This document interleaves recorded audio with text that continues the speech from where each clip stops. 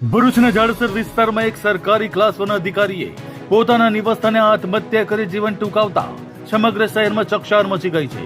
ઘટના સ્થળેથી મળેલી એક ચિઠ્ઠીમાં આર્થિક તંગી, લોન અને ક્રેડિટ કાર્ડના વધતા દેવાના બોજાનો ઉલ્લેખ સામે આવતા સમગ્ર મામલો ચર્ચાનું કેન્દ્ર બન્યો છે. ભરૂચ જાડસર સ્થિત રામેશ્વર પાર્ક સોસાયટીમાં ભાડે રહેતા આયોજન વિભાગના ક્લાસ 1 અધિકારી પીયુષ સુકાણીએ પોતાના નિવાસસ્થાનની ગેલેરીમાં દોરી વડે ફાંસો લગાવી જીવન ટૂંકાવી લેતા મૃત હાલતમાં મળી આવ્યા હતા. ઘટનાની જાણ થતા સી ડિવિઝન પોલીસ તાત્કાલિક સ્થળ પર પહોંચી અને પંચનામા સહિતની કાયદેસરની કાર્યવાહી હાથ ધરી હતી.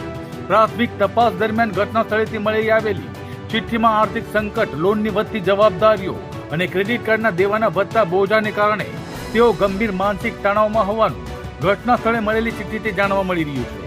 પોલીસે મૃતદેહને પોસ્ટમોર્ટમ માટે ભરૂચ સિવિલ હોસ્પિટલ ખાતે ખસેડી સમગ્ર મામલે અકસ્માત મોતનો ગુનો નોંધી વધુ તપાસ હાથ ધરી છે.